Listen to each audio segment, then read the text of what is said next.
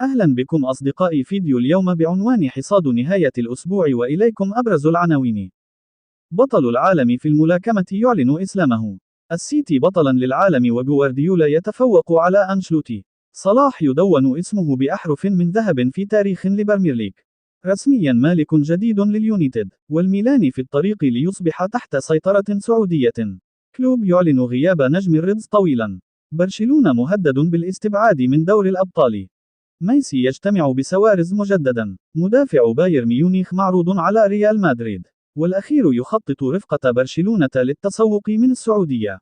مهاجم الباير والإنتر إلى دور روشن. نجم المغرب مطلوب في أول درافورد. والمزيد فابقوا معنا. قبل أن نواصل هذا الفيديو لا تنسوا الإعجاب والاشتراك وتفعيل جرس التنبيهات ليصلكم كل جديد. حصاد التوب 5 في البريمير ليج. لم يحدث تغيير على أول 3 مراكز. بعد تعادل المتصدر أرسنال في قمة الجولة مع وصيفه ومضيفه ليفربول، كما تعادل الثالث أستون فيلا مع شيفيلد يونايتد، وبفوزه على إيفرتون قفز توتنهام للمركز الرابع مؤقتا في انتظار خوض السبتي لمباراته ضمن نفس الجولة لاحقا.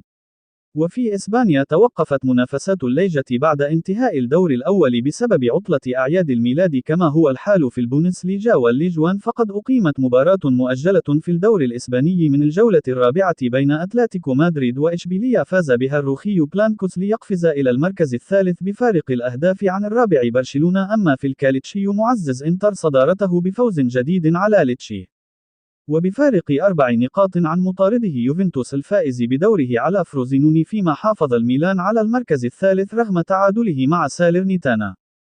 وتفوق الرابع بولوميا على أتلانتا، بينما انتهى ديربي الشمس بفوز روما على نابولي.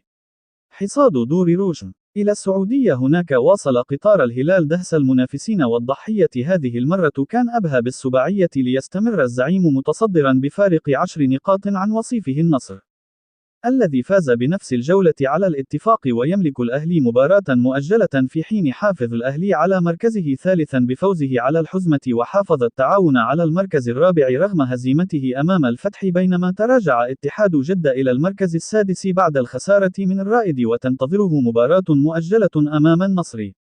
مونديال الأندية. بتتويج مانشستر سيتي بطلا للمرة الأولى في تاريخه أسدل الستار على مونديال الأندية، كما حصل فلومينينسي على فضية البطولة، وتوج الأهلي بالبرونزية الرابعة في تاريخ مشاركته بعد فوزه على أوراوا، في حين فاز رودري نجم السكاي بلو بالكرة الذهبية كأفضل لاعب، وكيل ووكر بالكرة الفضية كثاني أفضل لاعب.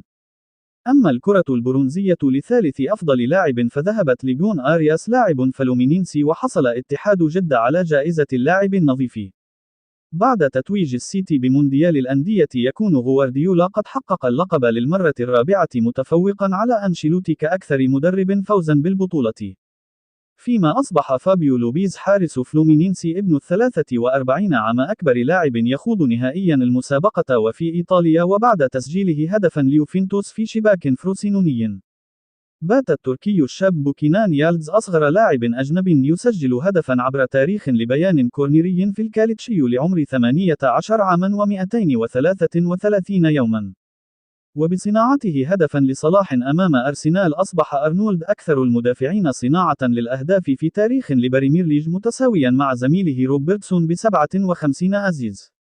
فيما اقتحم صلاح لائحة أكبر 10 هدفين في تاريخ البريمير ليج ب151 هدفا في المركز العاشر، كما بات أكثر لاعب في تاريخ ليفربول يساهم تهديفيا بالتسجيل والصناعة في آنفيلد بواقع 221 مساهمة، وأول لاعب يسجل 10 أهداف أو أكثر في شباك السيتي، أرسنال واليونايتد، في وقت تتواصل فيه معاناة الأخير بهزيمته من ويوستهام، ليكون قد خسر 13 مباراة بجميع المسابقات هذا الموسم، وهو ما يحدث لأول مرة منذ عام 1931 عندما احتل الفريق المركز الأخير بدور الدرجة الأولى. منوعات. أعلن بطل العالم في الملاكمة الأمريكي جير فونتا ديفيس إسلامه، حيث ظهر برفقة 2 من أصدقائه في فيديو ينطقون الشهادة ويعتنقون الإسلام على يد أحد الأئمة، وضمن فعاليات موسم الرياض. حسمت قبضة الملاكم البريطاني أنتوني جوشوا تحديد الملاكمة الأمريكية وقضي النزال الحاسم أمام نظيره السويدي أوتون ولين بعد انسحاب الأخير عند نهاية الجولة الخامسة وفي النزال الرئيسي الثاني. فاز جوزيف باركر على حامل لقب بطولة العالم للملاكمة السابق ديون تايوالدور من الفن النبيل. نعود لأخبار الكرة حيث أعلن مانشستر يونايتد عن استحواذ الملياردير البريطاني السير جيم رادكليف على 25% من ملكية الفريق، كما أوضح اليونايتد في بيان بأن رادكليف سيتولى مسؤولية الإدارة الرياضية للنادي.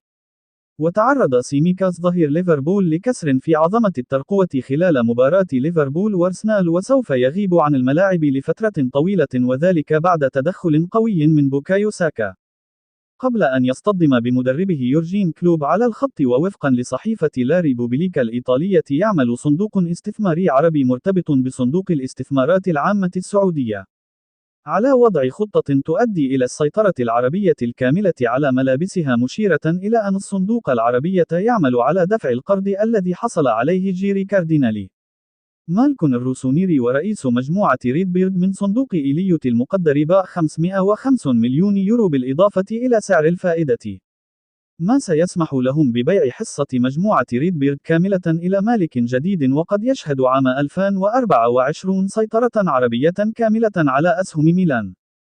وفي خبر آخر من صحيفة فيلد أمس واندعك الألمانية، ويشهد عام 2024 سيطرة عربية كاملة على أسهم ميلان.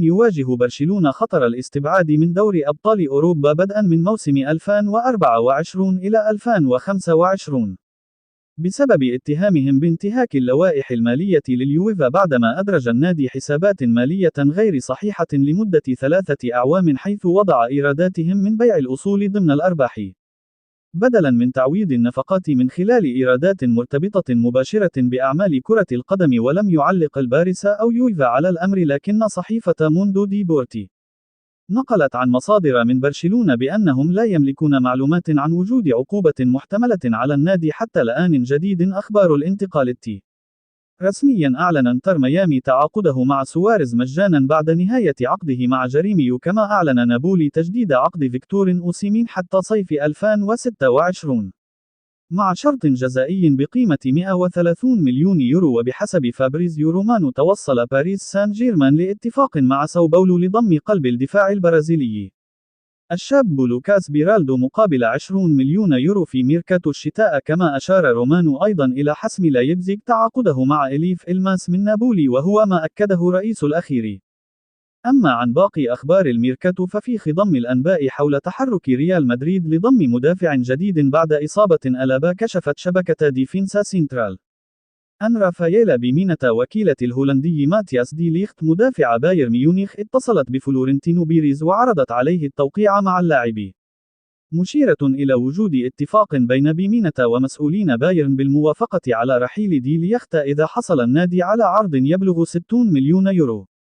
وبنفس الصدد أكدت صحيفة ماركا أن لابورت مدافع النصر السعودي يتواجد ضمن المرشحين لتعزيز دفاع الميرينجي. ننتقل إلى الغريم برشلونة، حيث ذكرت صحيفة سبورت أن النادي يسعى لضم أندري لاعب وسط فلومينينسي في يناير القادم. وفي خبر مفاجئ أكدت صحيفة موندو ديبورتيبو تواجد كريت شوفياك لاعب أبها السعودي حاليا وباريس سان جيرمان سابقا على طاولة برشلونة لتدعيم وسط الفريق، خاصة وأن صاحب 33 عام سيكون خيارا مجانيا بالصيف المقبل. وفي إنجلترا أكدت صحيفة ذا سان أن اليونايتد يرغب في تدعيم خط هجومه بضم المغربي يوسف نصيري، حيث أرسل إيريك تين هاغ كشافيه لمتابعة اللاعب في مباراة إشبيلية وأتلتيكو مدريد الأخيرة. كما تحدث الصحفي الفرنسي رودي كاليتي عن رغبة اليونايتد في انتداب جان كلير توديبو مدافع نيس، فيما أفادت صحيفة ليكيب بأن ليون يستهدف التعاقد مع ثنائي ويست هام الجزائري بن رحمة والمغربي نايف أكرد. ومن ملاعب أوروبا إلى مراكات دوري روشن، فقد أكدت صحيفة الشرق الأوسط السعودية تواجد أليكس سانشيز على رادار اتحاد جدة. كما أشار الصحفي التركي أكرم كونر إلى تحرك أهل جدة للتعاقد مع تشوبو موتينغ من بايرن ميونخ.